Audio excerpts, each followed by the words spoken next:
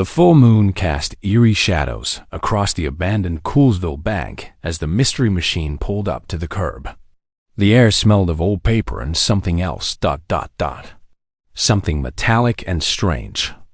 Scooby-Doo's nose twitched nervously as he peered through the van's window at the imposing marble building. Like, why are we here at midnight, Fred? Shaggy asked, clutching a half-eaten sandwich. Couldn't this wait until, daytime? When there's less spooky and more snacky. Fred's face was unusually tense, his signature ascot seeming tighter than usual. I received an anonymous letter today. It said if I wanted to know the truth about my family's money, I needed to come here tonight. Velma adjusted her glasses, studying a folder of documents she'd been researching.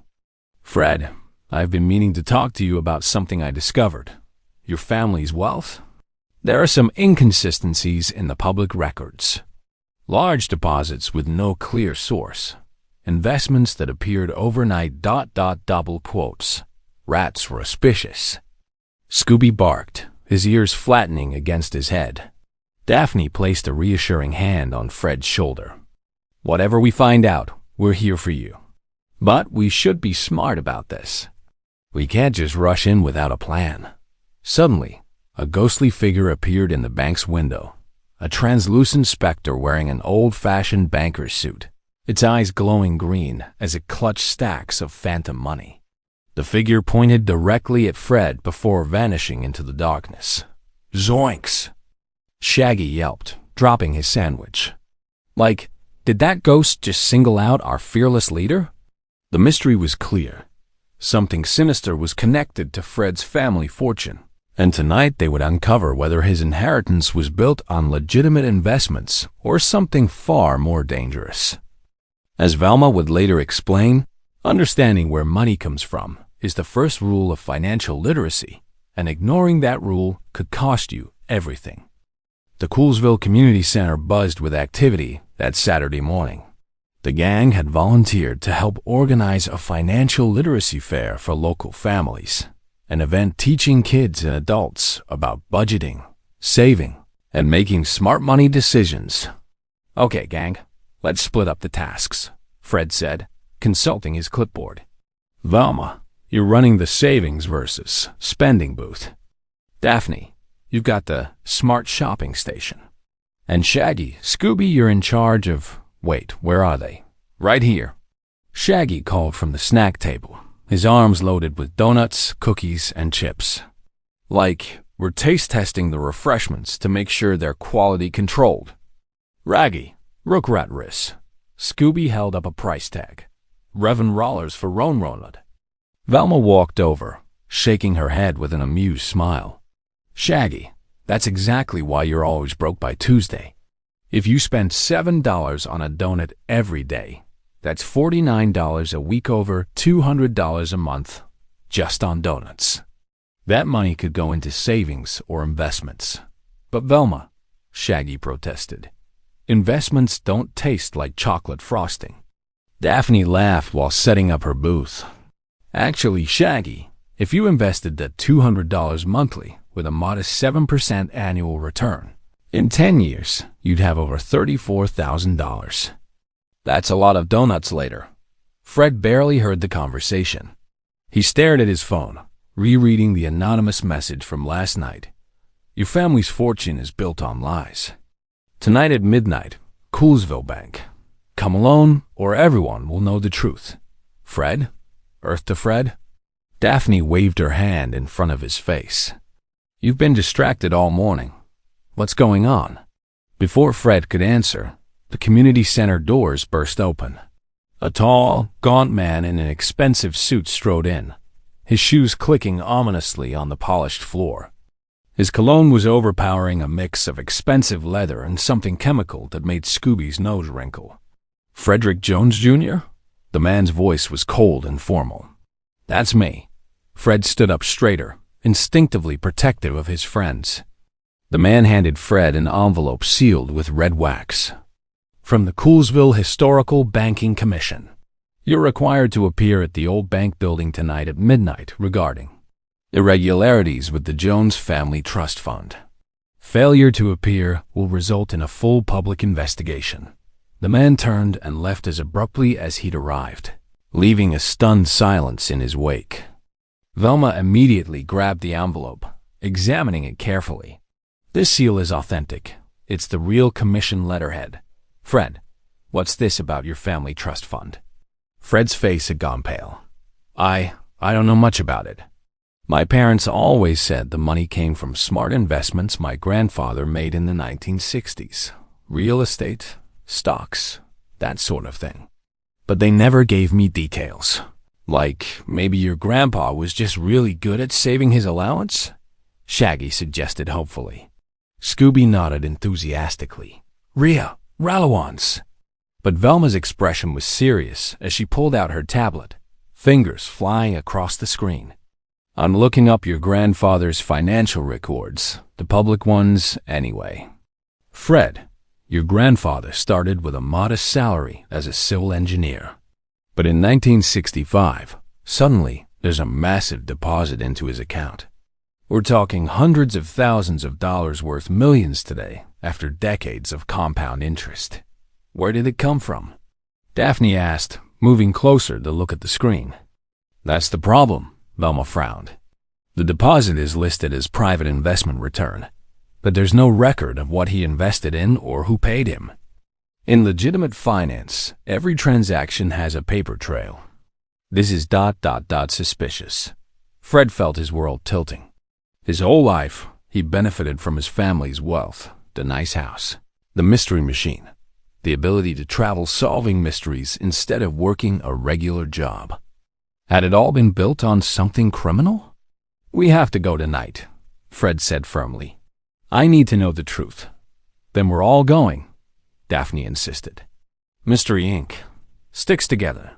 Rexcept when rare's a roast, Scooby added. As the fair continued around them, none of them noticed the shadowy figure watching from the community center as second-floor balcony, a figure that disappeared the moment Velma looked up, leaving only the faint smell of old paper and decay. What secrets awaited them at the Coolsville Bank? And what did Fred's family fortune have to do with the ghostly banker? The old Coolsville Bank loomed before them like a monument to forgotten secrets.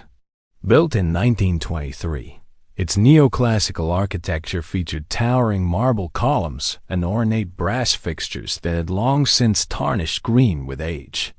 The building had been closed for 15 years after the bank merged with a larger institution, leaving this historic structure abandoned officially, at least.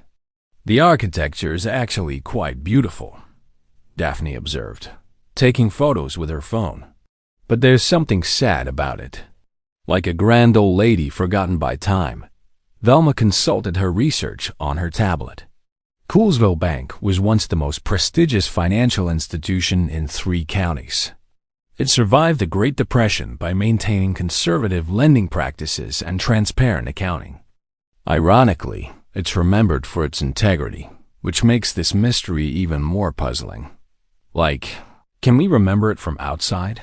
Shaggy suggested, his knees knocking together audibly. Preferably from very far outside, like maybe from another state? Rompy roll, Rimpraggy, Scooby said, though his own tail was tucked firmly between his legs. Fred checked his watch. 11:47 p.m. We're early. Let's look around the perimeter before we go in. There might be clues about who sent that letter. The gang split up, with Fred and Daphne circling left while Velma supervised Shaggy and Scooby going right. The night air was crisp with autumn cold, carrying the scent of dead leaves and distant rain. Fred, Daphne said softly as they walked, whatever we find tonight, it doesn't change who you are. You're the bravest, most loyal person I know. Your character isn't determined by your family's past. It's determined by your choices. Fred managed a weak smile. Thanks, Daph. But what if my whole life has been funded by something terrible? What if my grandfather was a criminal? Then we deal with it honestly, Daphne replied firmly. That's what financial responsibility actually means, facing the truth, even when it's uncomfortable. Velma taught me that when she helped me understand my own family's spending problems. Meanwhile, On the other side of the building, Scooby had discovered something. Velma, look. He pointed his paw at the ground near a side entrance. Fresh footprints in the mud recent, within the last hour, led directly into the building through a door that hung slightly ajar.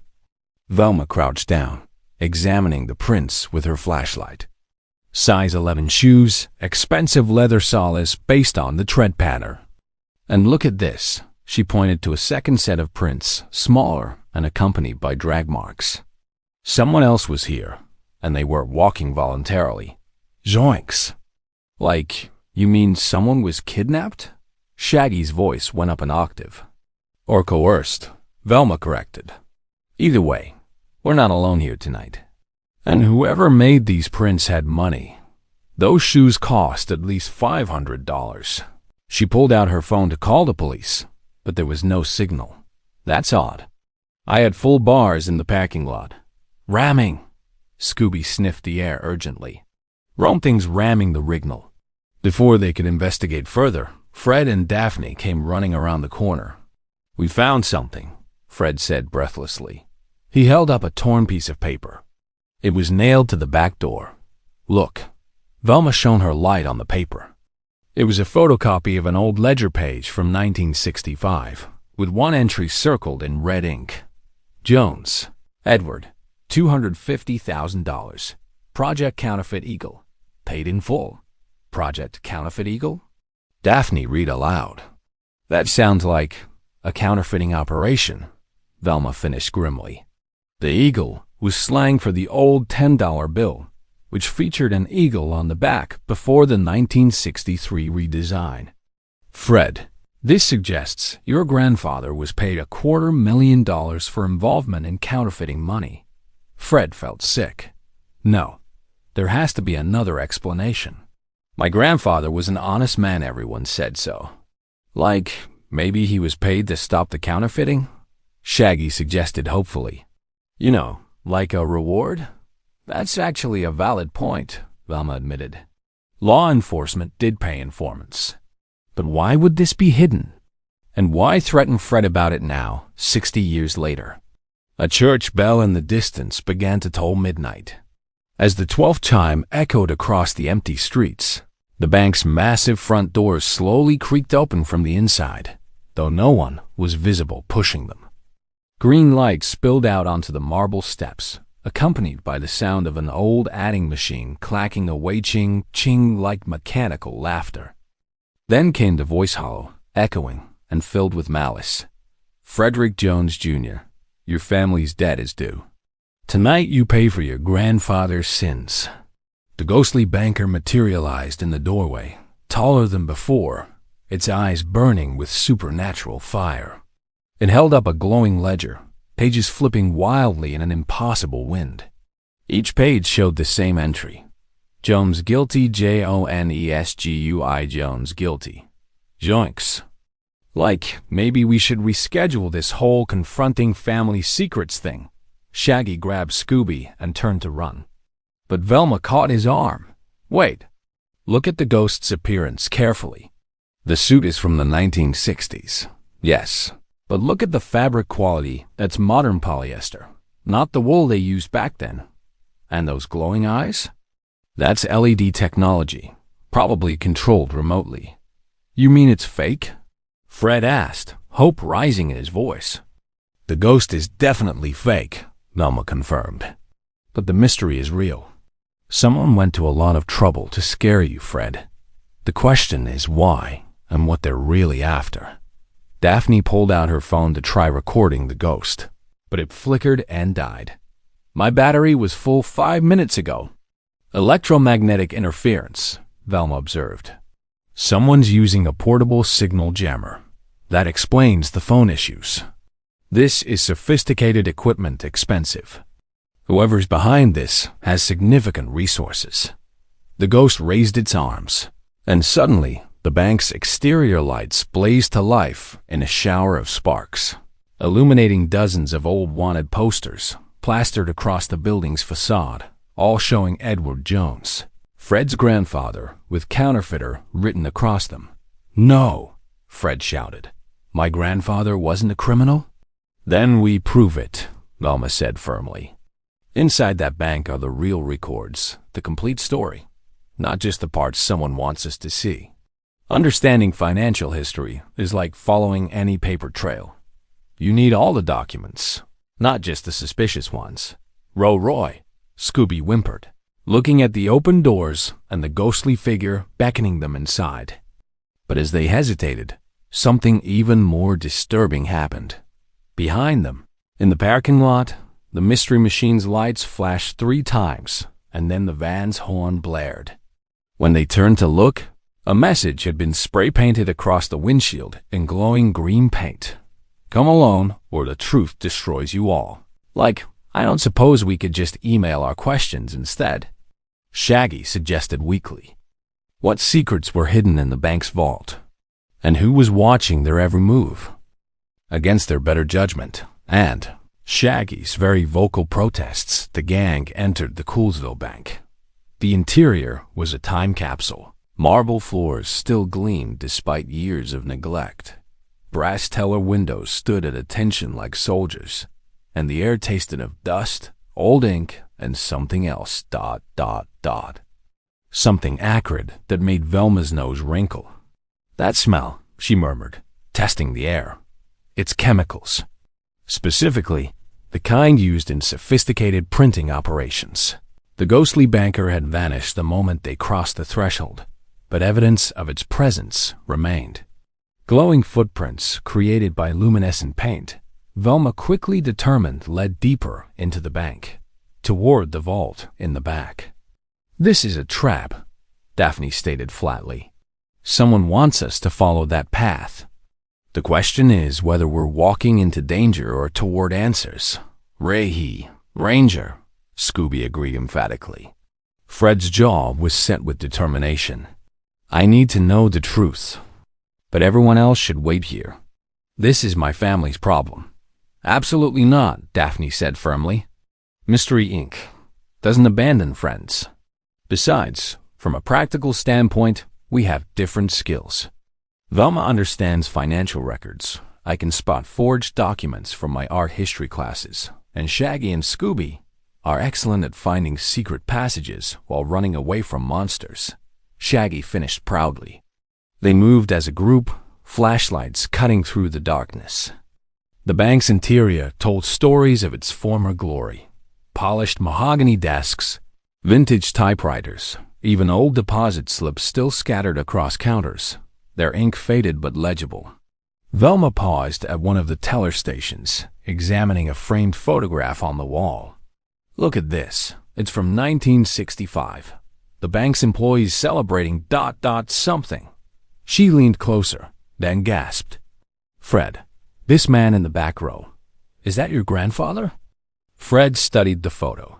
The young man in engineer's coveralls, standing awkwardly at the edge of the group, was unmistakably Edward Jones, his grandfather at perhaps 30 years old. But what caught Fred's attention was what his grandfather was holding. Blueprints. He's holding building plans, Fred said slowly. He was a civil engineer. Maybe he designed something for the bank. That would explain a large payment, Daphne observed. Construction projects, especially for banks with vault requirements, could easily cost hundreds of thousands of dollars. Maybe this wasn't about counterfeiting at all. But Velma's expression remained troubled. Then why the secrecy? And why would someone fake a ghost to scare Fred about it? They continued deeper into the bank, passing through the executive offices. Here, the decay was more pronounced. Water damage had caused ceiling tiles to collapse, and plants had begun growing through cracks in the walls, creating an eerie jungle atmosphere. Shaggy jumped at every shadow. Can we talk about how this is the worst financial literacy lesson ever? Because I'm definitely learning not to invest in haunted real estate. Haunted rouses, Scooby agreed, pressing close to Shaggy's legs. Suddenly, Scooby's ears perked up. Row one's rear. He was right. From somewhere in the building came the distinct sound of a file cabinet being opened and closed, papers rustling, and low voices arguing. 2 people, at least, Velma whispered. They're in the vault area. We need to be careful. This might be who sent us those messages, but they might also be robbers. Why would robbers target an abandoned bank? Daphne asked logically. Not robbers, a new voice said from the shadows, making them all jump. Treasure hunters.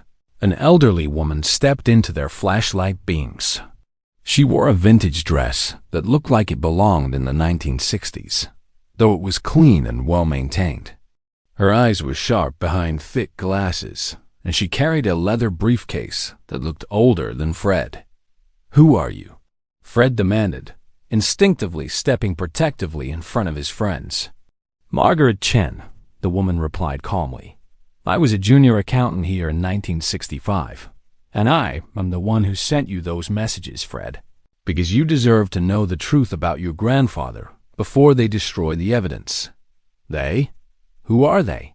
Velma asked immediately. Margaret gestured toward the vault. The descendants of the real criminals. The ones who spent 60 years getting rich off what they stole, while your grandfather took the blame.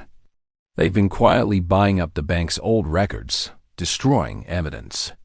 But they don't know about the backup files, the ones your grandfather made sure were hidden in the vault before he died. Like, why didn't you come forward before? Shaggy asked suspiciously. 60 years is a long time to sit on a secret. Margaret's expression grew sad. Because they threatened my family. Your grandfather made me promise to wait until I was the last one left, until I had nothing more to lose. I'm 87 years old now, Fred. Everyone I loved is gone. But the truth? The truth should never die. She opened her briefcase, pulling out a yellowed envelope sealed with wax. Your grandfather left this for you, well, for his descendants. He knew someday someone might come looking for answers. Fred took the envelope with shaking hands. The wax seal bore his grandfather's initials, EJ, but before he could open it, a new voice boomed through the bank's old public address system, a voice using electronic distortion, but still audible. How touching. The old woman finally broke her silence. It doesn't matter. The evidence burns tonight, and the Jones name burns with IT. Smoke began pouring from the vent's real smoke, carrying the acrid smell of burning paper. They're destroying the vault records, Margaret cried out. We have to stop them. Velma immediately sprang into action. Daphne, find fire extinguishers. Shaggy, Scooby search for alternate ways into the vault. Fred, keep that letter safe. Margaret, come with me. I need you to identify which records are most important. But the smoke, Fred started, is mostly theatrical, Velma said confidently. That smell is paper burning, yes, but there's also smoke machine fluid. They're trying to scare us out, which means we're close to something they don't want us to find.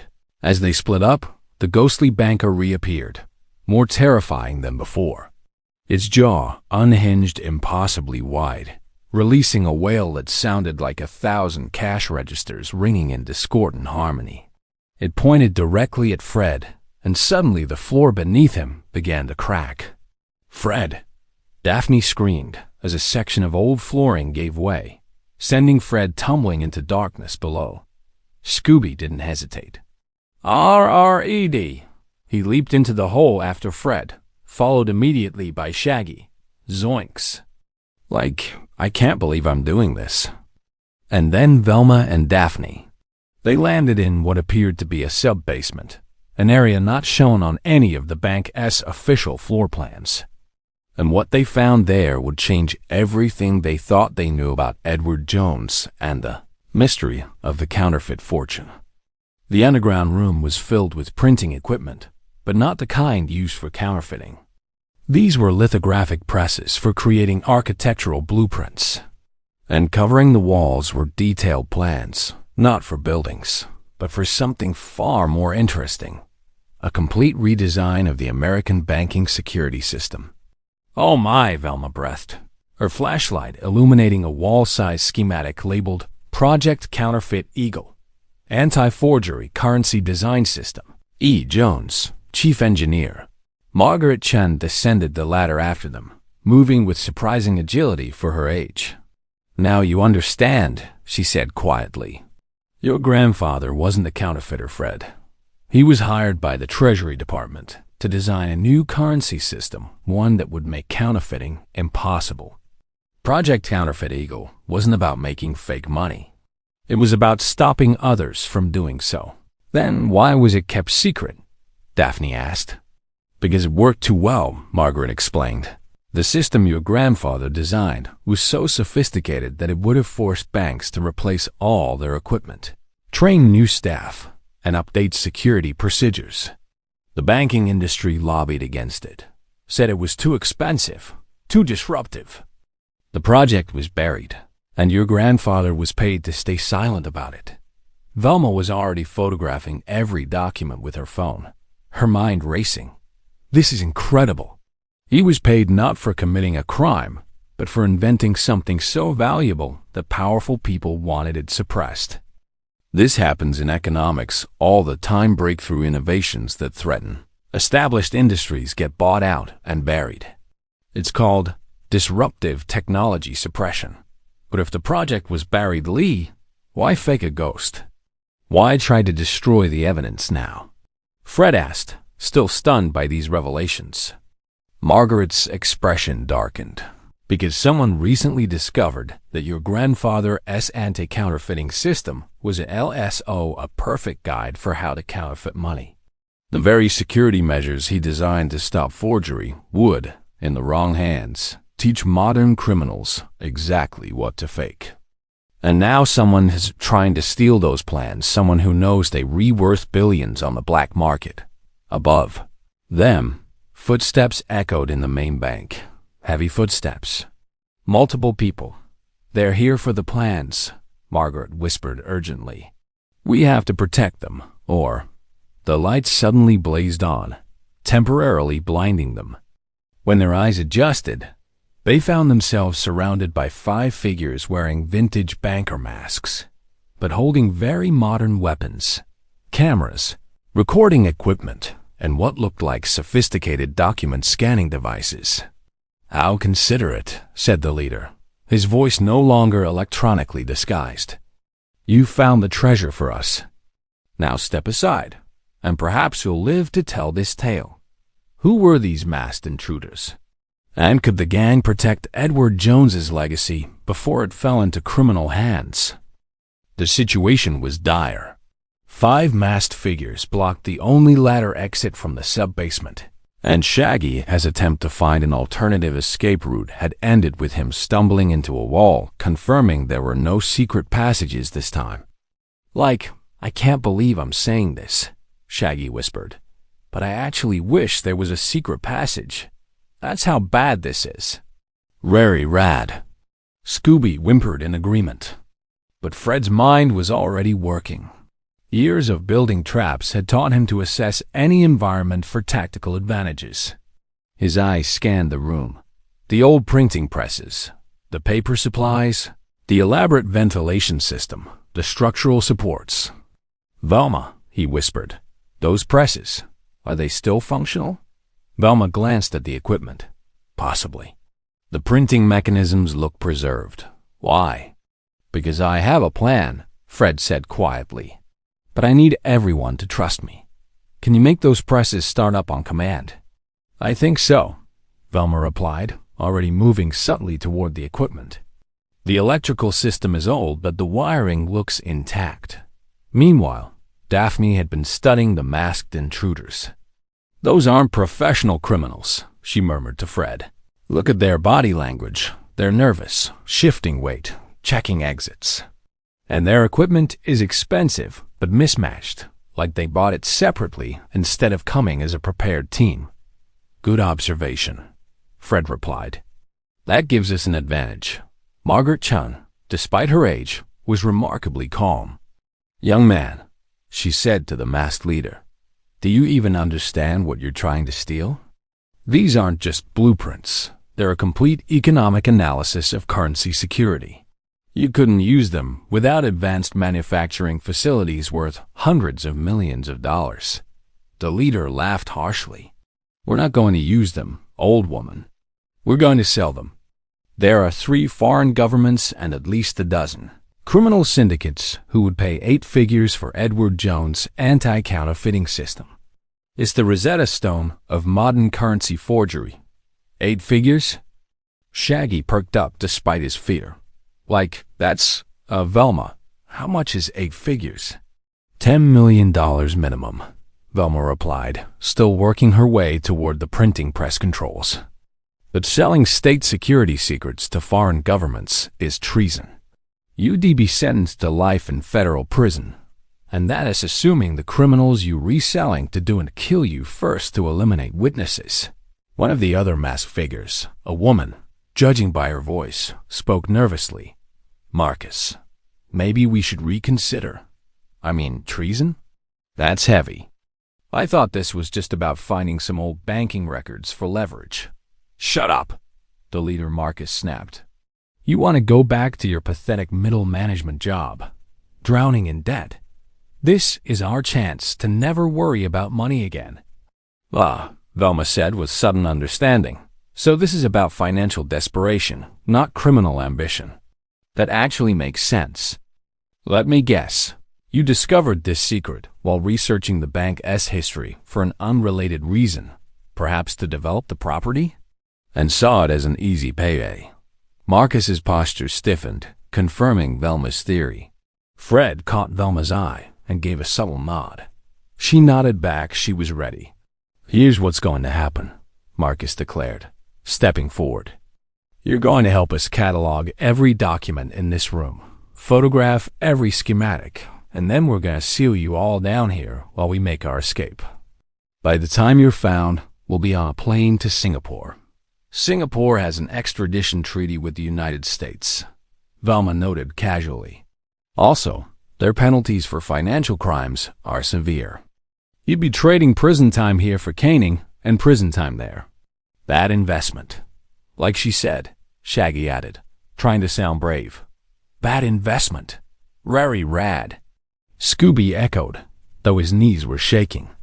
Enough talking. Marcus raised his voice. Start cataloging, or what? Fred interrupted, his voice steady and commanding. You're clearly not violent people. You're desperate, not dangerous. There's a difference. Don't test me, Marcus warned, but there was uncertainty in his voice. I won't, Fred agreed. Instead, I'm going to show you something. Velma, now. Velma hit the power switch she'd been carefully manipulating. The ancient printing presses roared to life with a deafening clatter, dash ching dash ching dash ching dash, exactly like the sound that Ghost had been making.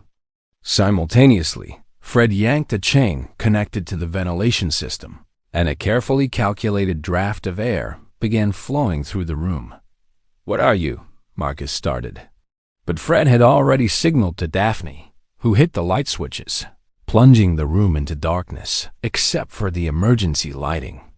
In that moment of confusion, Shaggy and Scooby, who had been positioned near a stack of old printing supplies, pulled the supports exactly as Fred had instructed. Hundreds of reams of blank paper cascaded down, burying 3 of the masked figures in an avalanche of paper. It wouldn't hurt them, but it would take precious minutes to dig out. Go! Go! Go! Fred shouted, grabbing Margaret and guiding her toward the ladder. The gang scrambled upward as Marcus and his remaining associate tried to follow while also helping their buried colleagues. But Fred had one more trick. As the last person up the ladder, because Fred never left a friend behind, he engaged the mechanism he'd spotted earlier, an old fire suppression system. Water began flooding the sub-basement, not enough to cause danger, but definitely enough to ruin all the sophisticated electronic equipment the thieves had brought. My camera. Marcus screamed from below. The documents are getting wet. Actually, Velma called down. Most of those documents are architectural vellum. They're water-resistant by design. But your electronics are definitely toast. That's about $50,000 in equipment ruined. See, this is why you should always assess risk before investing resources into a criminal enterprise. Poor planning leads to poor returns. Once everyone was safely in the main bank level, Daphne pulled the ladder up, effectively trapping the would-be thieves in the sub-basement until police could arrive. Shaggy was breathing hard. Like Fred, that was amazing.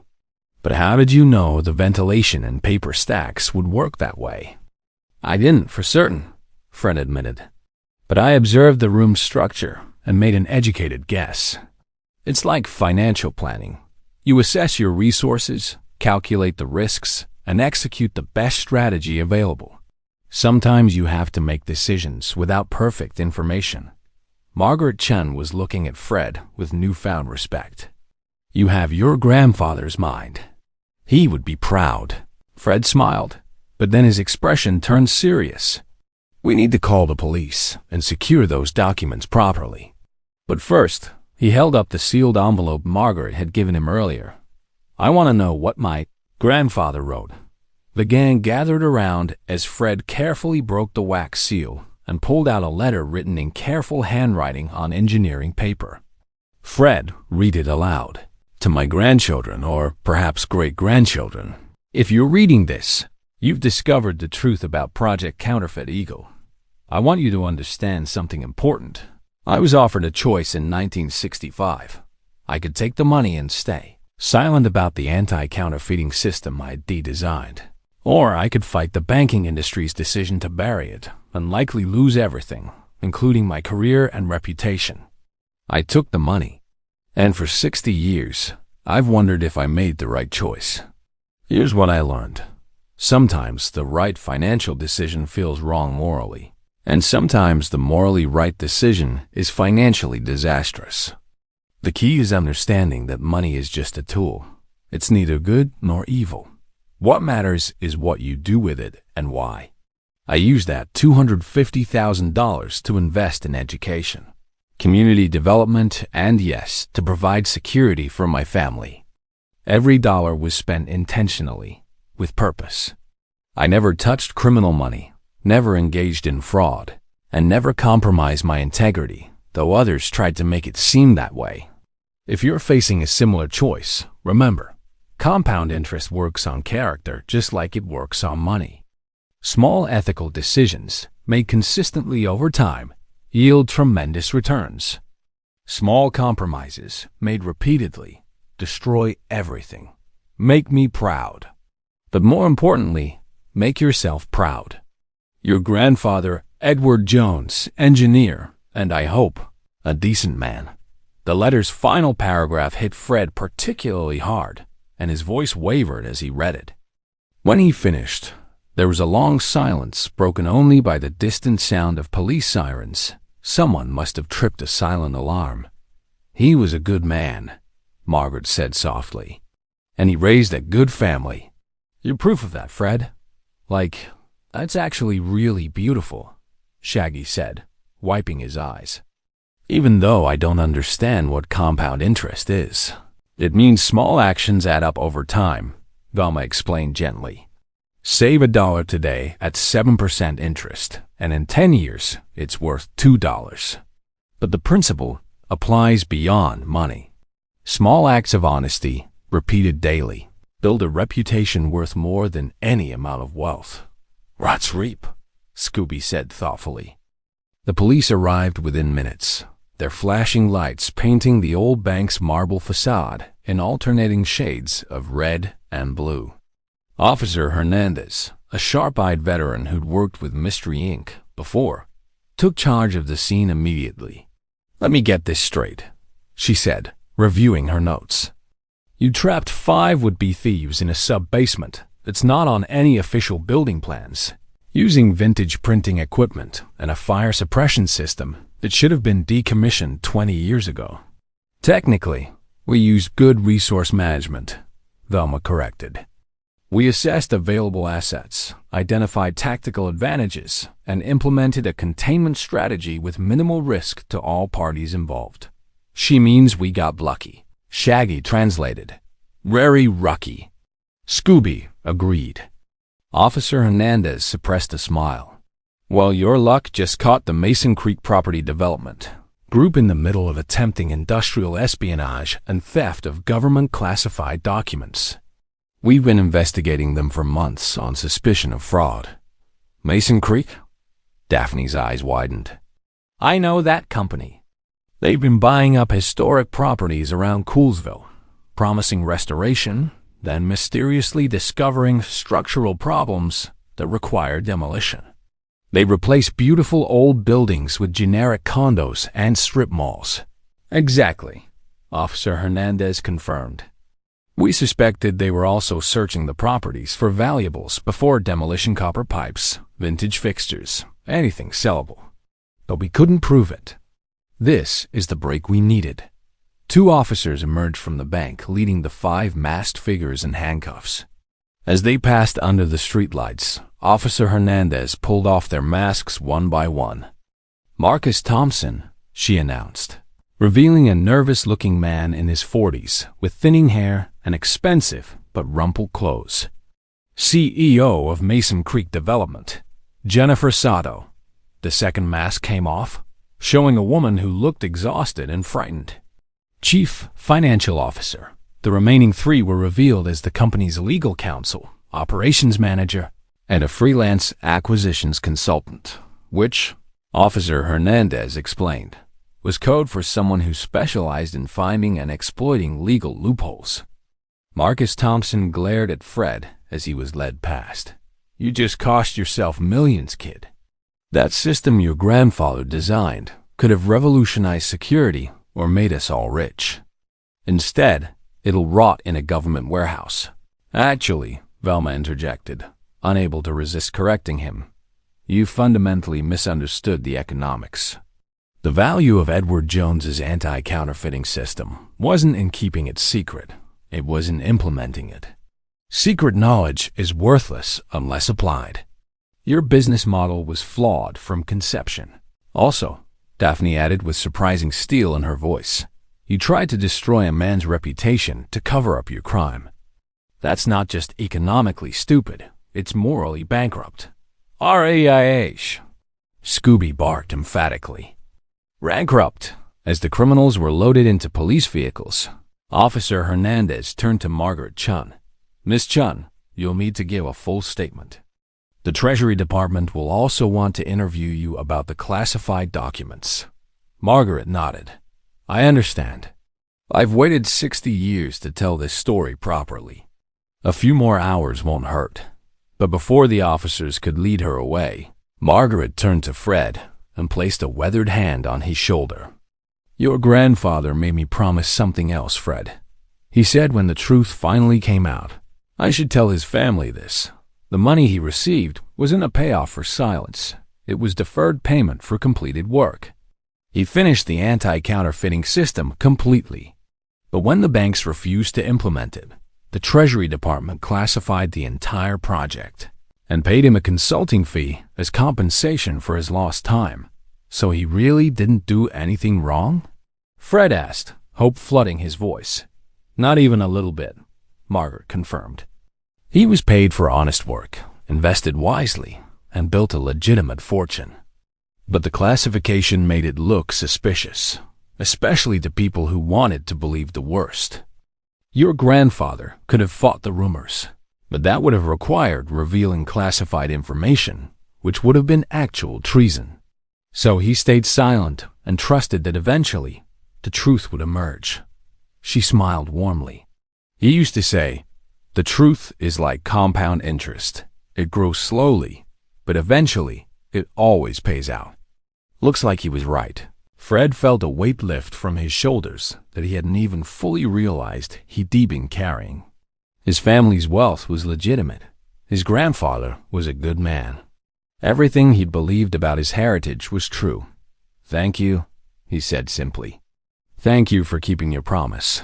Thank you for being worthy of it, Margaret replied. As the police cars drove away with the Mason Creek conspirators, Officer Hernandez returned to the gang with important information. We found something else in the sub-basement while securing the scene. There's a second vault, a smaller one, hidden behind the printing equipment. It contains something I think you'll want to see. She led them back into the bank with Shaggy and Scooby requiring significant encouragement. Like, can't you just describe it to us? were really good at visualization. The hidden vault was indeed behind the presses, accessed through what appeared to be a solid wall, but was actually a cleverly disguised door.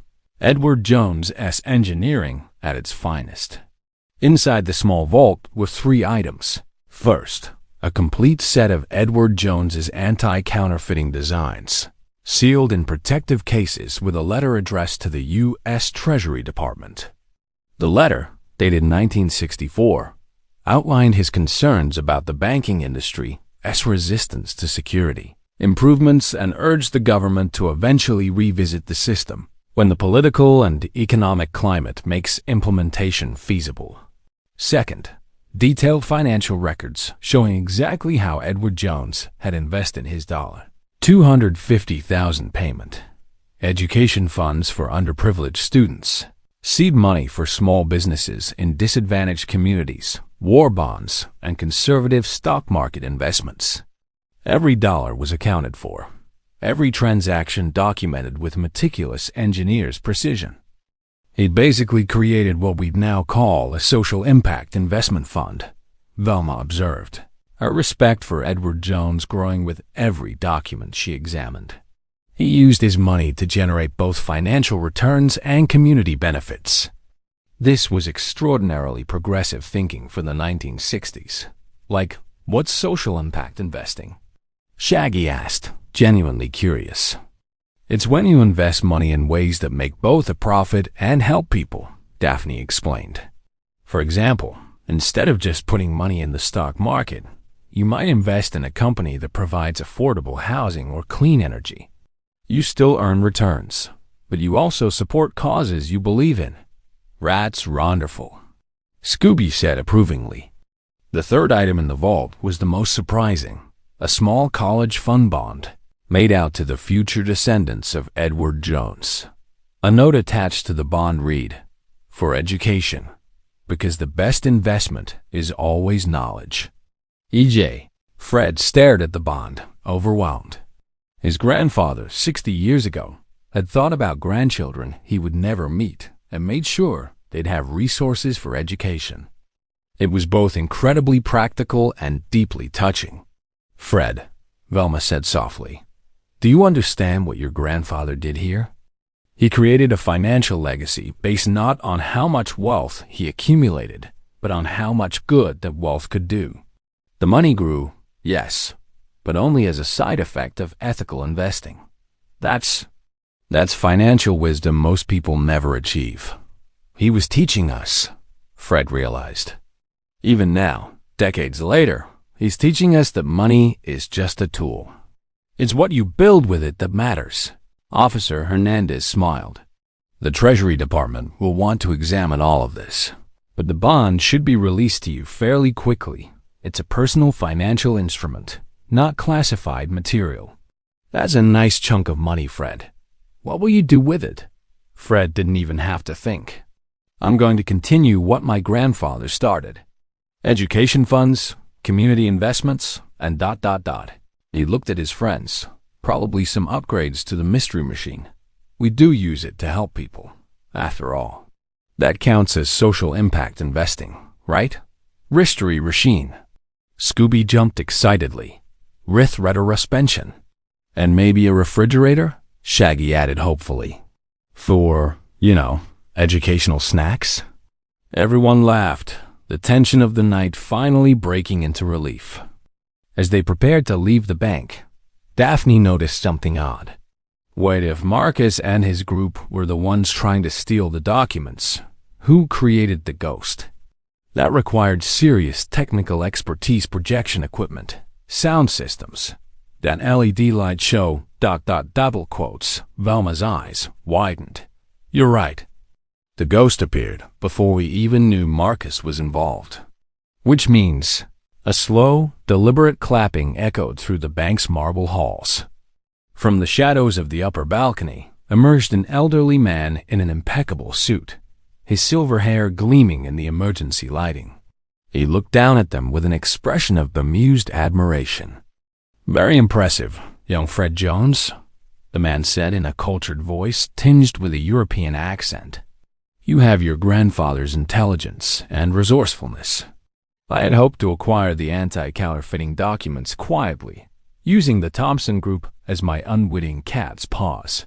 But you've complicated that plan considerably. Who are you?" Fred demanded. The man smiled, and something about that smile made Scooby's fur stand on end. "Let us just say, I represent certain international interests who will pay quite handsomely for Edward Jones's work." Marcus Thompson was a useful fool, greedy enough to take risks, but not smart enough to understand what he was really stealing. "I, however, know exactly what those documents are worth." He pulled out a small device, and suddenly, the lights went out again. In the darkness, they heard the sounds of movement, Officer Hernandez shouting orders, and then silence. When the lights flickered back on, the mysterious man was gone. But on the floor where he'd been standing was a business card printed with elegant script. "Victor Stanislavski, Acquisitions." And underneath, in smaller print, "This game isn't over." Officer Hernandez was already on her radio, calling for backup and setting up a perimeter. But Velma picked up the business card with tweezers, examining it carefully. "This is a calling card, quite literally," she observed. "He's playing with us, showing off his resources and expertise. The projection equipment, the ghost effects, the sophisticated staging ... This wasn't about scaring us. It was about testing us. Testing us for what?" Daphne asked. "To see if we're worthy adversaries," Fred answered grimly. "He just turned this into a long-term game." "Zoinks," Shaggy moaned. "Like, can't we play something simpler? Maybe checkers? I'm good at checkers." But despite the ominous threat, Fred felt strangely empowered. They'd protected his grandfather's legacy, caught a group of criminals, and proven that the Jones family fortune was built on integrity, not fraud. Whatever Victor Stanislavski was planning, Mystery Inc. would be ready.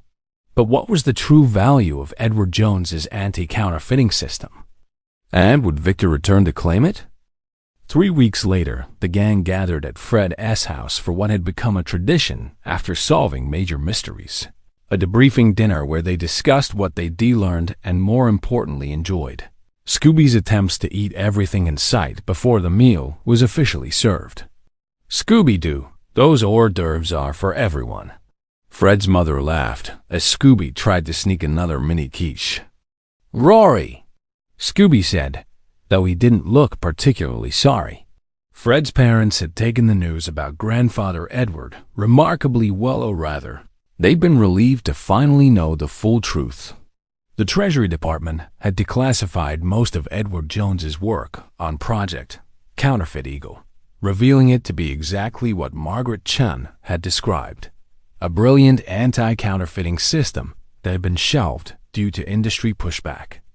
Even better, the declassification had revealed something else. Several of Edward's security innovations had been quietly implemented in later currency designs without attribution.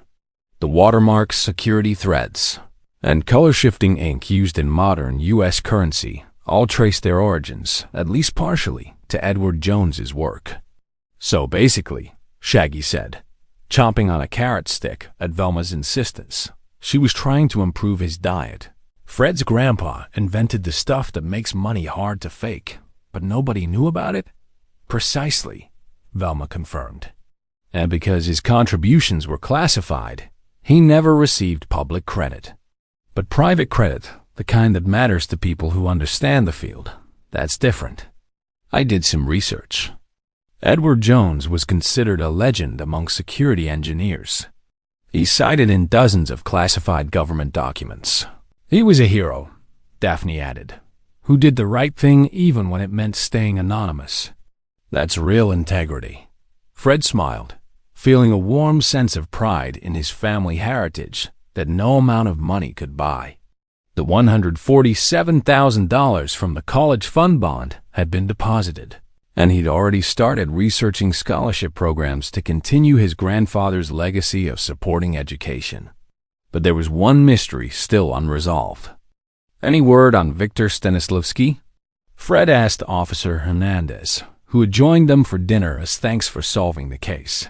She shook her head grimly. That's the problem. Victor Stanislavski doesn't exist. At least, not in any official capacity. The name is an alias, probably one of many.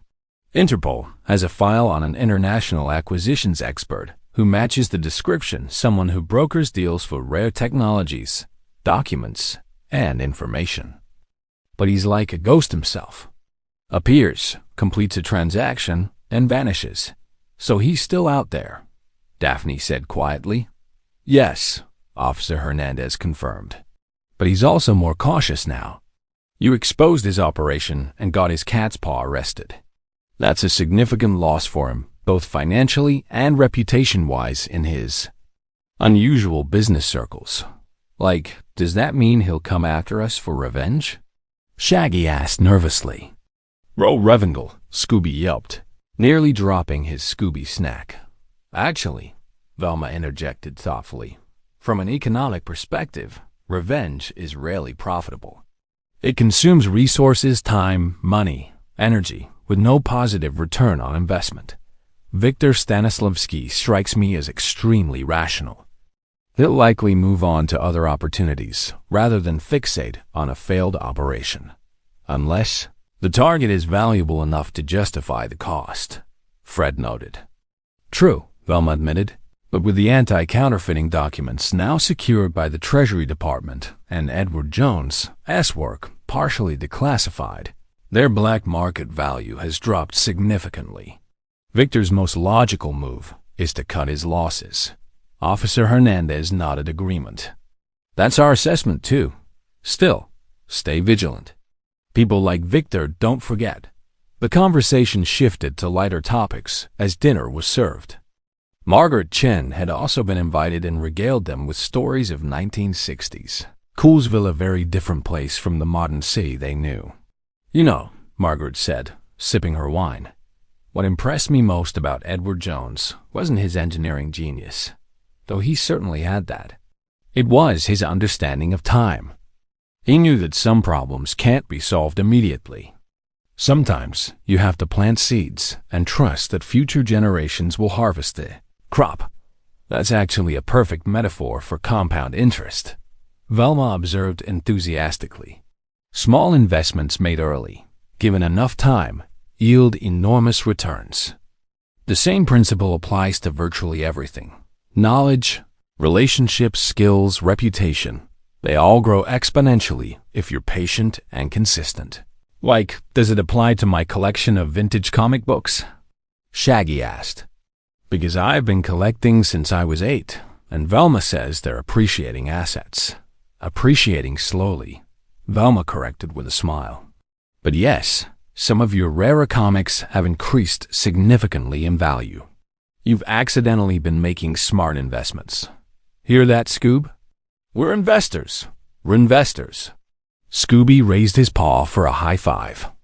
As dinner continued, Fred found himself thinking about his grandfather's letter.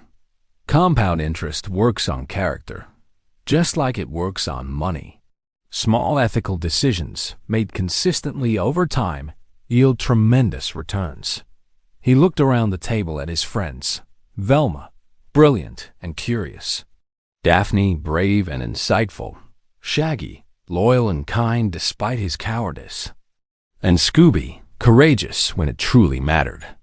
They were his real wealth, the investment that paid dividends every single day. I want to propose something, Fred said, standing up. The college fund my grandfather left, I want to split it. Half for scholarships, like planned. But the other half? I want to invest it in Mystery Inc. Better equipment for Velma's investigations. Safety gear. Maybe even a fund for helping people we meet during our mysteries who need financial assistance. Fred, that's your inheritance, Daphne protested. No, Fred replied firmly. My inheritance is my grandfather's example.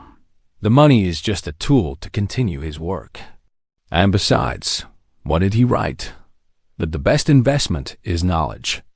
Well, every mystery we solve, we learn something new. Every person we help, we grow a little bit. That's compound interest I believe in. Velma's eyes were suspiciously shiny behind her glasses. That single quote's actually beautiful, Fred, and financially sound. Using capital to generate both monetary and social returns is really cool, Shaggy interrupted with surprising sincerity. Like your grandpa would be proud, Fred. Very proud. Scooby agreed. They raised their glasses. Scooby's was filled with chocolate milk in a toast to Edward Jones, to Mystery Inc., and to the principle that true wealth isn't measured in bank accounts, but in the positive impact you have on the world.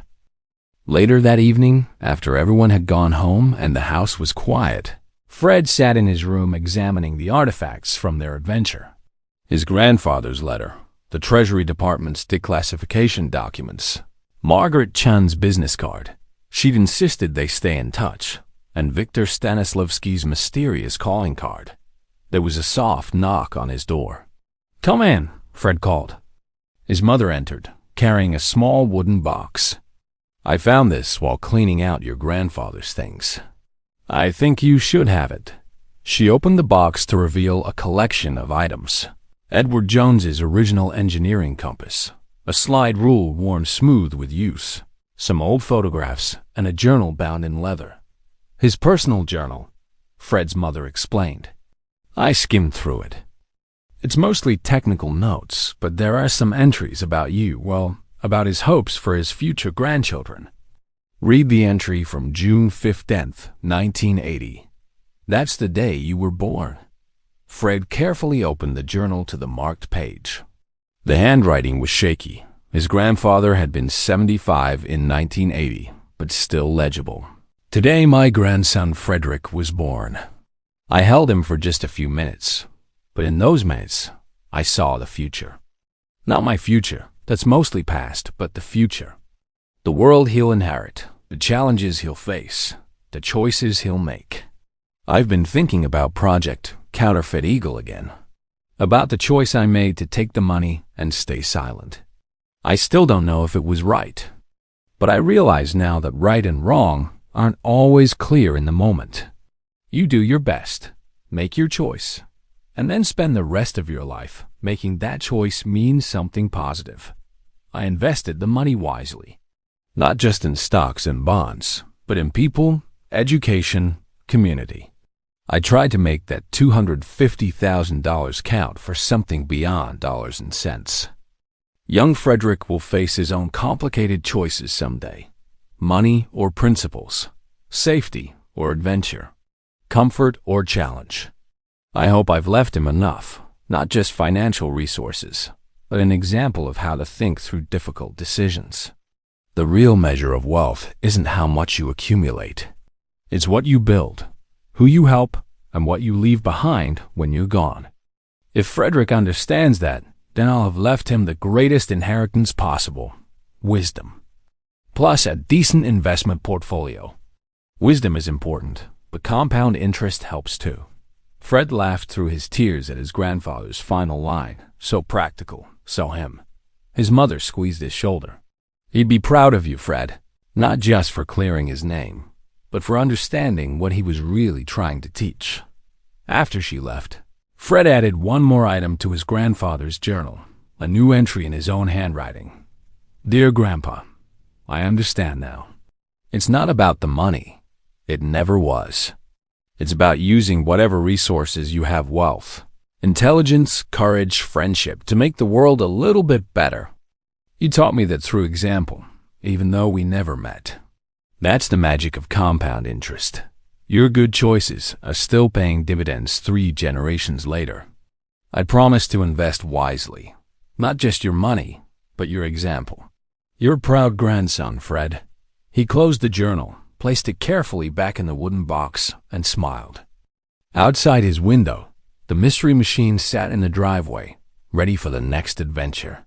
Somewhere out there, Victor Stanislavski was planning his next move. Somewhere else, people needed help solving mysteries, catching criminals, and uncovering truth.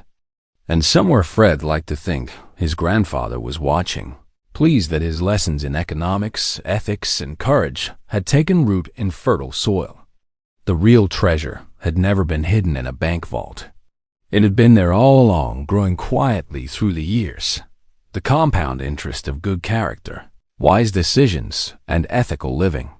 And that, Fred realized, was worth more than all the money in the world.